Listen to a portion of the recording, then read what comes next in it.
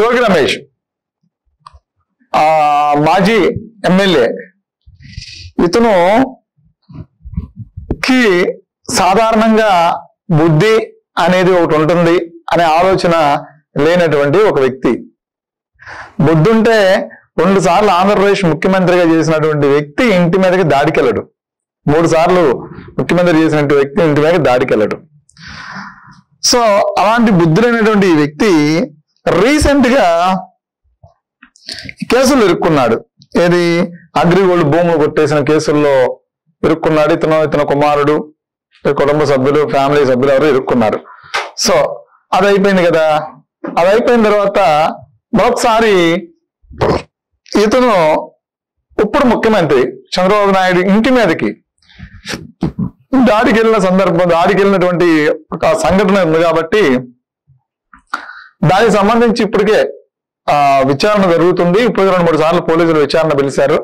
అయ్యా నాకు ఏ పాపం తెలియదు, నన్ను వదిలేసేయండి అని చెప్పని ఏదో మొత్తానికి ఇక్కడ కాళ్ళు గడ్డాలు పట్టుకున్నాం, లేదంటే కాళ్ళు వేళ్ళు పట్టుకుని ఏదో విధంగా ప్రస్తుతానికి బయట తిరుగుతున్నాడు. అయితే అరెస్ట్ అయితే తప్పదు, ఇవాళ రేపు అరెస్ట్ అయితే తప్పదు.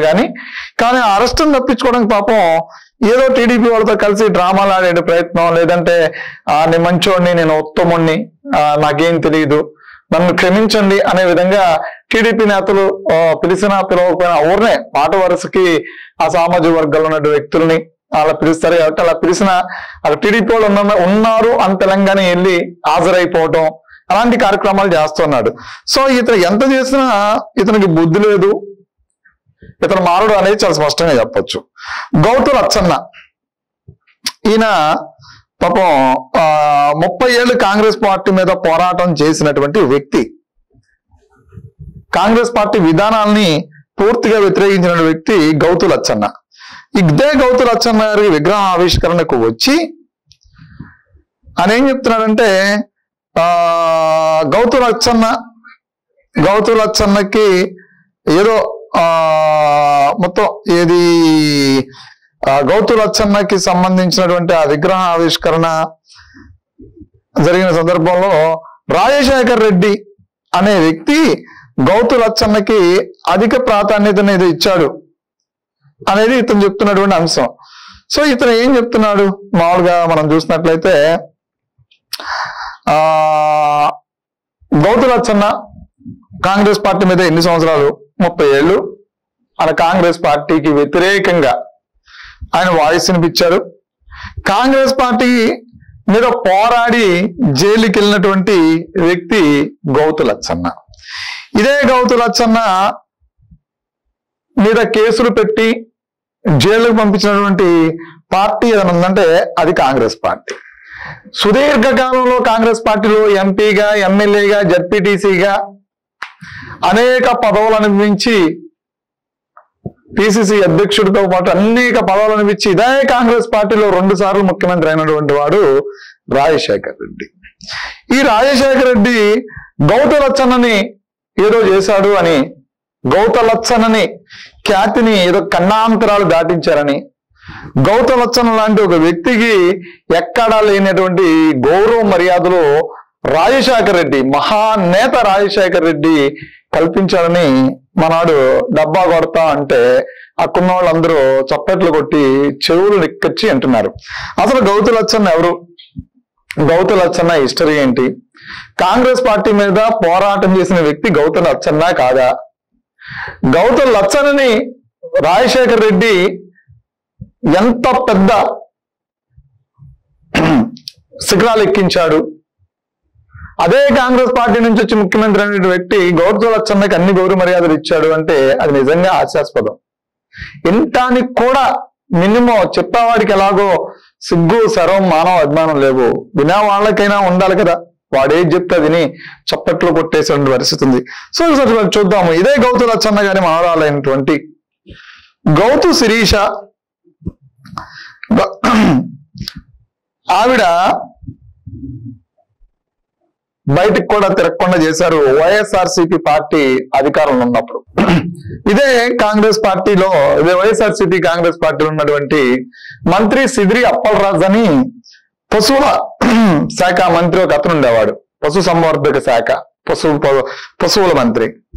అదేవిధంగా ఈ పశువు మంత్రి ఏం చేశారంటే మాజీ మంత్రి కిదిరి అప్పలరాజు అని అప్పుడు పశువు ఏం చేశారంటే ఆవిడ మీద, ఆవిడ కులం మీద, ఆవిడ కార్యకర్తల మీద, అందరి మీద దాడి చేశారు. ఇప్పుడు మహానేత రాజశేఖర్ రెడ్డి ఆయన ఎక్కడికో తీసుకెళ్లి కన్నాంతరాలు దాటించి ఆయన ఖ్యాతిని హైదరాబాద్ నడిరొడ్డు మీద, హైదరాబాదు నడి బొడ్డు మీద ఆయన ఖ్యాతిని తీసుకెళ్లి ప్రతిష్ఠిస్తే మరి ఆ మహానేత కొడుకైనటువంటి మాజీ ముఖ్యమంత్రి జగన్మోహన్ రెడ్డి అతని అనుచర వర్గం ఇదే గౌతు శిరీష మీద, కులం మీద, ఆమె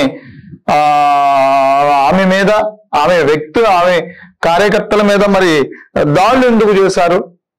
అదే విధంగా గౌతు లచ్చన్నని కన్నాంతరాల ఖ్యాతి దాటిస్తే కాంగ్రెస్ పార్టీ 30 ఏళ్ళు కాంగ్రెస్ పార్టీ మీద ఆయన ఎందుకు పోరాటం చేశాడు?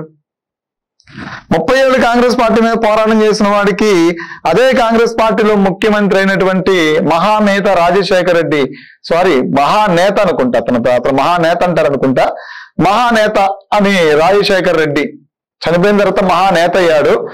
సో మరి అందులో కొంతమందికి ఆటోమేటిక్ గా బిరుదులు ఎవరు ఇవ్వకపోయినా ఆ బిరుదులు తగిలించుకోవడం, దాన్ని బయట వాడుకోవడం అనేది సర్వసాధారణం అయిపోద్ది. అలాగే మహానేత తర్వాత మహానేతగా మారిపోయినట్టున్నారు పాపం. చనిపోయిన తర్వాత అందరూ మహానేత అని బ్యానర్లు కట్టారు, ఏదో ఆయన్ని ప్రమోషన్స్ ఇచ్చారు. ఆ తర్వాత చనిపోయిన తర్వాత ఆయన కుమారుడు ఆయన షార్ట్ షీట్ లో జాయిన్ చేసి మహానేతని కాస్త మహానేతని చేశాడు. చనిపోయిన తర్వాత పాపం మహానేత రాజశేఖర్ రెడ్డి అన్నారు.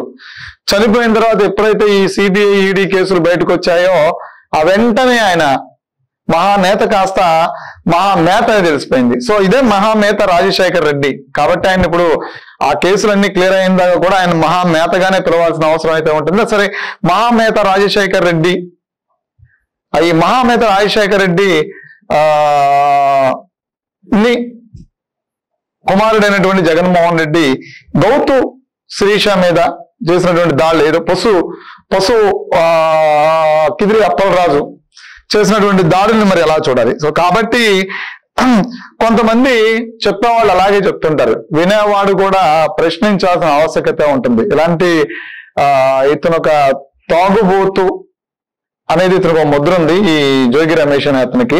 ఇప్పుడు సాధారణంగా బుద్ధి లేదు.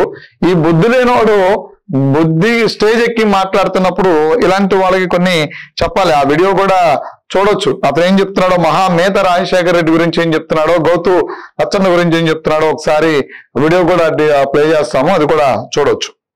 గౌతు లచ్చన్న గారి శత జయంతి ఉత్సవాలని ఉమ్మడి రాష్ట్రంలో హైదరాబాద్ లో రవీంద్ర భారతిలో నిర్వహించిన ఏకైక వ్యక్తి ఎవరో తెలుసా? స్వర్గీయ డాక్టర్ వైఎస్ రాజశేఖర రెడ్డి గారు అని చెప్పేసి మనం గుర్తుపెట్టుకోవాలి.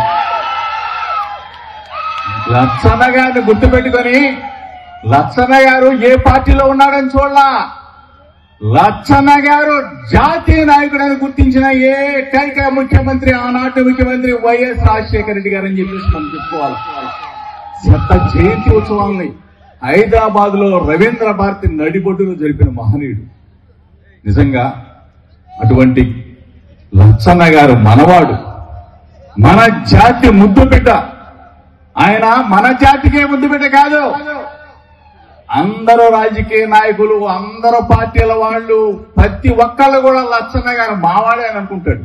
ఎందుకంటే అందరి వాడు సర్దార్ గౌతు లచ్చన్న గారు అని చెప్పేసి మనం అందరం కూడా ఆయన స్ఫూర్తిగా తీసుకోవాలని చెప్పేసి మీ అందరూ కూడా చెప్తూ, బలహీన వర్గాల మనం అంటాం.